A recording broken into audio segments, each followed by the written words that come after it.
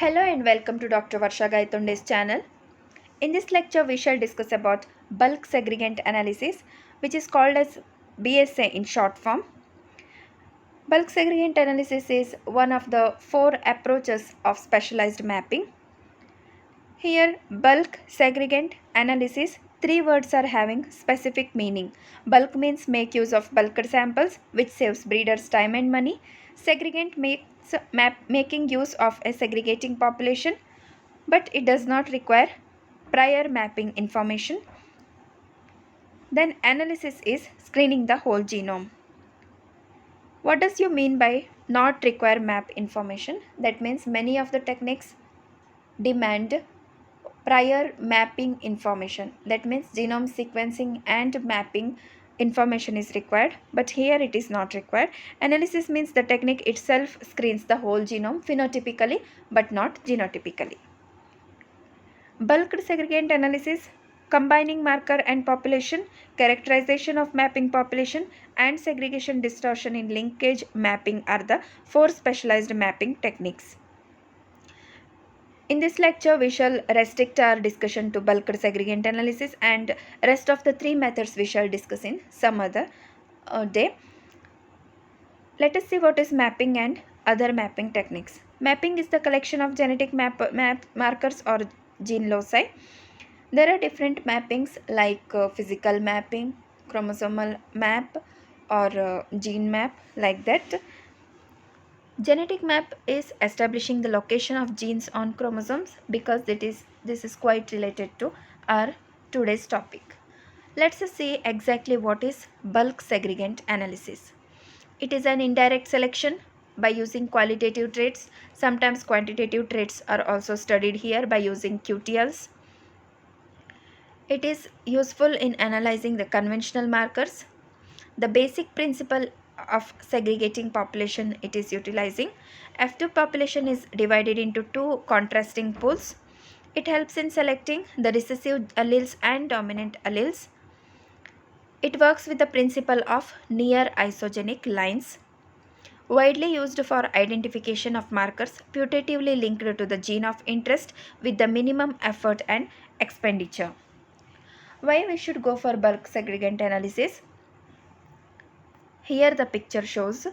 Okay, the second picture is of bulk segregant analysis. In BSA we are taking the extreme phenotypes or genotypes, especially the genotypes, and due to this we can discard the in between or intermediary population which are not of our interest, so that we can save lot of time as well as resources. Okay, so let us see some more information about this. As you know, it works with the principle of nils, but using the population or to study the population except nil, we may use other populations in gene tagging process. The technique is based on the principle of isogenic lines. Here two extremes are taken, maybe for quality traits, like if we take exactly zinc, maybe for high zinc quality and low zinc quality. If we take disease, maybe disease resistance and susceptibility, insect resistance and susceptibility, like that two extreme characters are studied here. It is helpful basically in order to identify the resistant and susceptibility causing genes.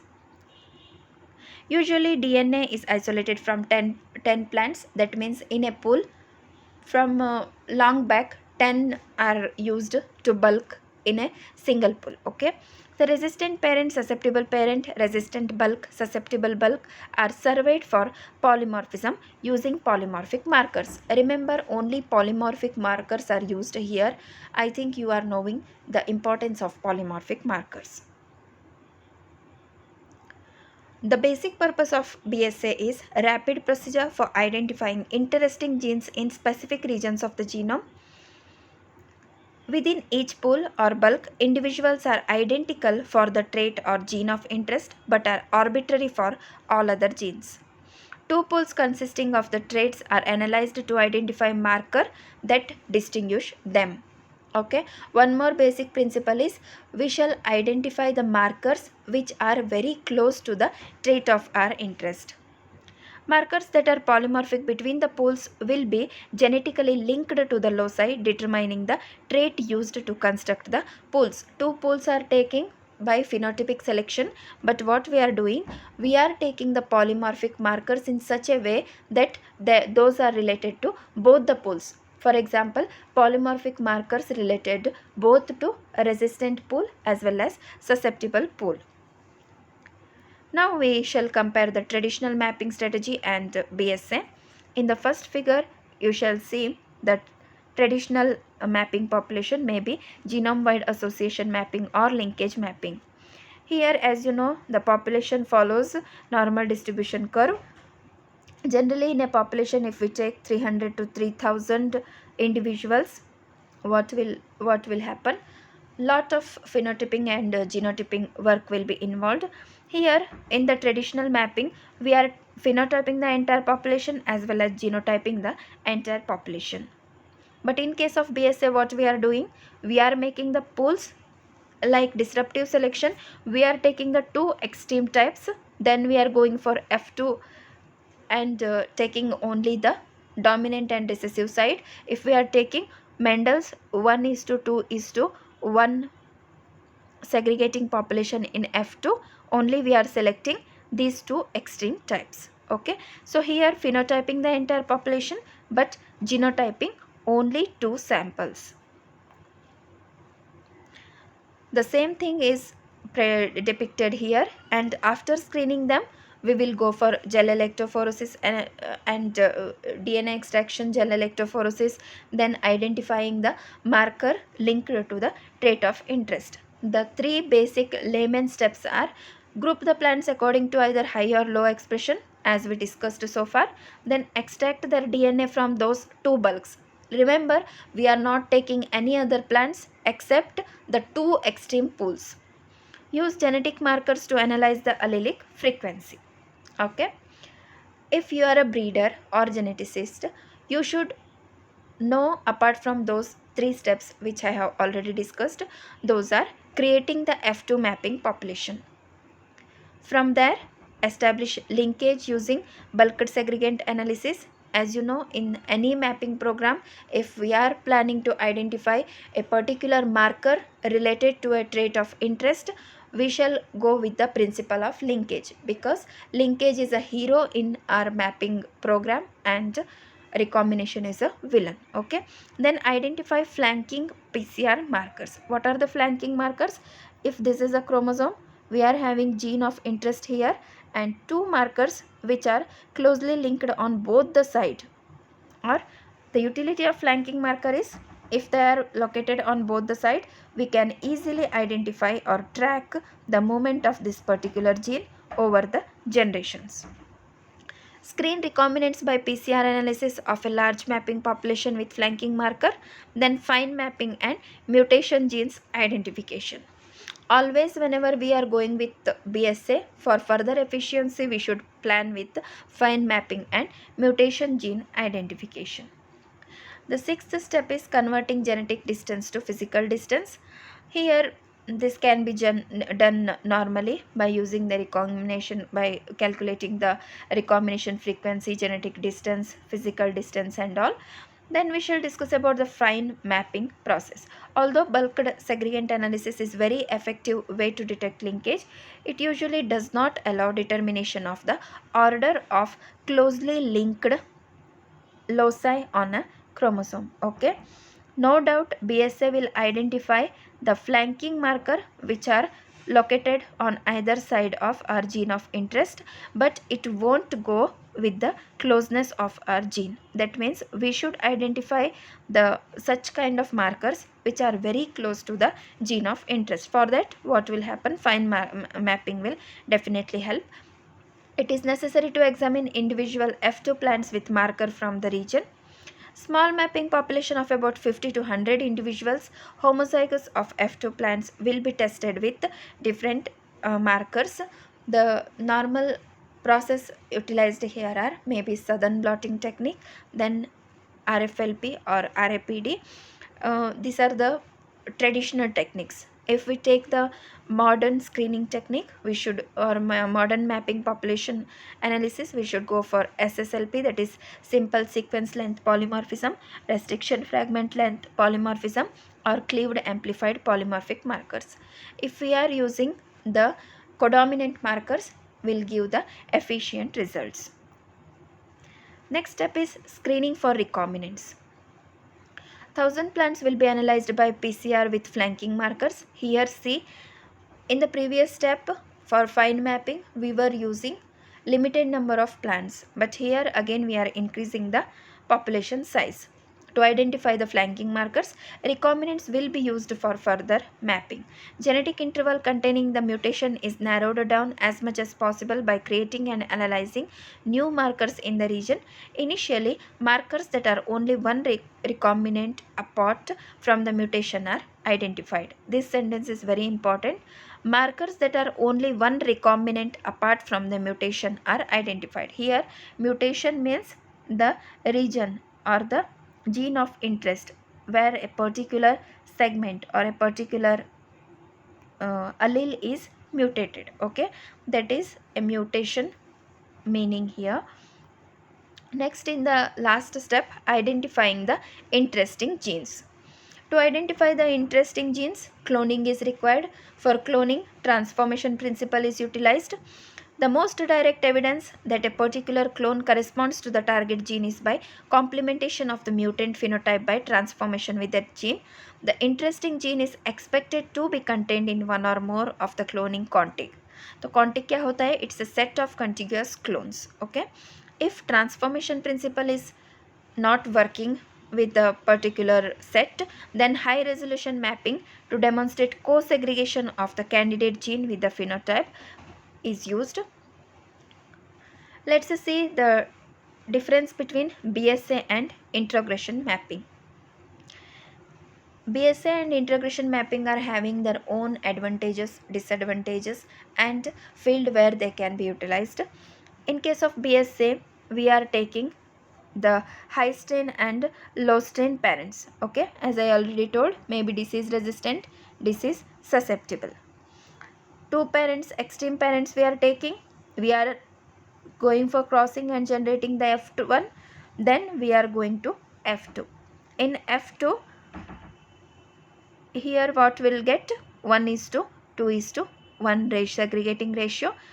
We will select high trait and low trait, but discard the mid trait, that to the female parents. Okay. What will happen in the introgression mapping? Here high strain, low strain parents are taken and screening is done in odd generation or intercrossing with or without selection in case of or in odd generations. In even generation, what they are doing? Selection for high trait. What are odd and even generation? As you know, F1, F3 are the odd generation, F5 and all, F2, F3 and all these are even generation. Okay, like the F2, F4, F6 and all. In even generation, what they are doing? Selection for high trait is done. Okay, in between backcrossing is also done in order to select the better gene combination. Then in the even last generation, what will do?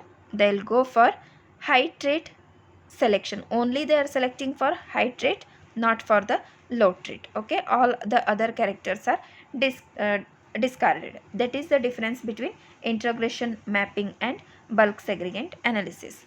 Let us see the whole picture of our bulk segregant analysis. This picture is very important. If you are finding any question in your examination, if you will give this picture, you will get better marks. Okay, so we should develop a population. From there we should take the plants, identify the natural variants. In between we should get the population which are giving good results. Then we should go for phenotyping in controlled environment or normal environment. Samples are taken with trait exact properties, marker based sampling, trait based sampling. That means our goal should be specific. Then we'll identify the two bulks. In bulking, sample size, bulking, multiplexing are utilized. Then we'll go for genotyping. In genotyping, different factors affect like QTL or gene effect, marker target distance, recombination frequency, marker density or pangenomes. Then in genotyping platform, we may go for DNA, RNA, protein sequencing depth. After genotyping, we'll acquaint with data analysis. In data analysis, we'll use statistical methods, associated markers, candidate gene screening, then genetic networks. After data analysis, it is application part, maybe in genetics, genomics, or crop improvement. So there are three checklists in successful BSS studies. First is genetic architecture and phenotypic segregation pattern we should understand. Then population size and bulking size should be known. Then sequencing depth should be understood. There is one example how the bulk BSA is applicable in different systems. Here drought is taken as a trait. 10% of the tails of lines are taken, 5% with the high yield under drought and 5% under low yield under drought conditions. Okay, from those two bulks, DNA is extracted from all lines, bulk in equal quantity to prepare two bulks, bulk high and bulk low. Analyze the four samples. Four samples are two parents are extremes. Okay, then there two bulks. Bulks is their F2 population, two extremes. Okay, with all phenotypic markers. Results, run the result marker on whole population. Okay, the markers which are showing linkage to particular genes we will run. Then we'll go for single marker analysis. If it is significant, add two markers on both sides and run on whole population. If required, saturate with more markers. This is nothing but like forward selection, reverse selection and recombinant selection, whatever we use in backcross breeding is also utilized here. Then how exactly this bulk segregant analysis is used in gel slab? See, the strong linkage markers are identified. In the figure, you may see the two parents. There are different lines, or we may say these are the genes. In two parents, whether those genes are there or not, we identified with the help of particular marker. In F1, all those are present. In F2 bulk, again they are segregating. Only the B is odd man here. Likewise, if we'll run it by again taking the bulks or segregating population, we can easily identify the phenotypes. That means here we are analyzing with the marker technology.